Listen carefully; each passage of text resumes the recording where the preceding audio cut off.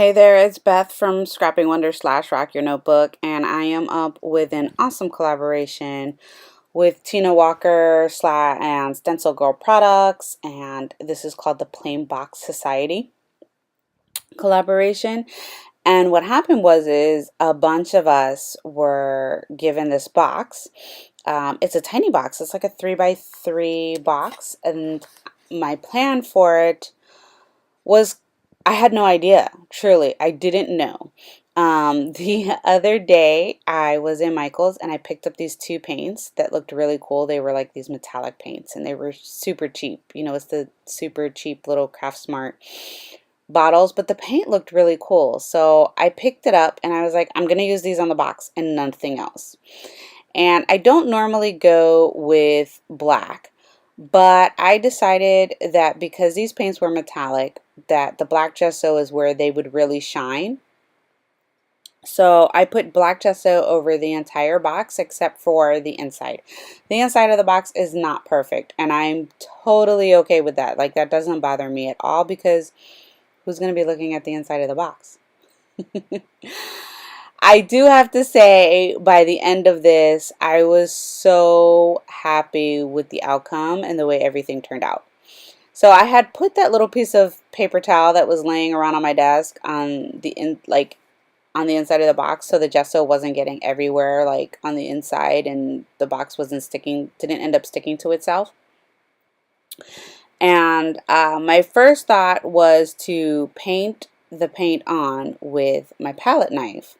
And you're going to see here, I quickly abandoned that whole thought process because I didn't like the way it was looking. It wasn't giving me the look that I wanted. And there is I don't want to call it a trick, but there is a technique that I really like to do with acrylic paints, especially like these metallic ones. They have like this ability to really blend together really well, so you get like this really cool effect of different colored paints that are blended. I don't know, does that make sense? I don't know how to explain it, which is why we do videos, right? So you're gonna see here in a minute my palette knife idea, which is something that I really do love to do, but the paint needs to be a heavier body paint.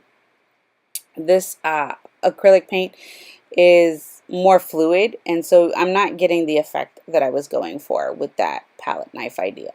But you can see I literally used the same paintbrush here, and I just blended this aquamarine, and I don't even know what color this pink is called, but I just blended these two colors together on the outside of my box. And when you're doing this kind of technique, one, you kind of do have to work fairly quickly just because acrylic paint dries quickly.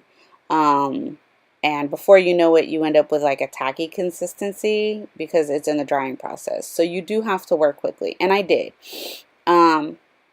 I did only use the one paintbrush. I had no problem, you know, dipping it in each little paint puddle there that I have poured on my horribly messy craft mat. So unlike me. I hate a dirty craft mat, but whatever. We're rolling with it, right? So blended them both out on the box on both sides. And you can see that's the lid of the box now, and I've got the other side of the box, and there's still like some pink paint on the paintbrush, and I'm really just trying to highlight the two colors but blend them together at the same time. And I think that I really did manage to achieve that, and I'm super, super happy with the way it turned out. Like, I was mind blown by myself, you know. It's not often that happens with me, but they really did blend really, really well. Now, don't fret, I didn't waste that paint. I did end up putting that paint on a bit of rhodia paper notebook that I had on my desk.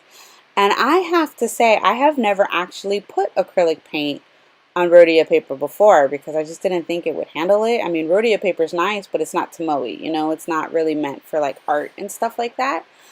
And I have to say, I am pleasantly surprised. So if you have never tried putting acrylic paint on rhodia paper, you really should give it a shot. Alright, so now I have this stuff, and it's like a glitter paste. It's by Martha Stewart. It's super old, but it does give a glittery effect, and you literally just paint it on, and that's really cool. I probably could have even gone for 2 coats of this stuff on both sides because I did want it to be a little bit more glittery and like sparkly and bling it out. But that's okay. I really, really like the effect that I ended up getting with this stuff. It's super old. I don't even think you can find it in Michael's anymore because I think they, got rid of all of that Martha Stewart line of stuff, like all of her paints and stuff. And now they just have like party stuff and doilies and I don't know. But this stuff is awesome. And I don't know where else you could get it. Probably Amazon. And you can see I have my cloth down on the table, and that's because my box started sticking to old paint on my craft mat, which was not cool. So this little stencil here is the code for Stencil Girl products is actually M048, and it is one of my absolute favorite stencils. I truly, truly love it. And then I'm using a Payne's Gray. I didn't want black because it was going to be too in your face, but this Payne's Gray is perfect. And then, believe it or not, I am dabbing this on with one of the makeup sponges that came in my Ipsy bag.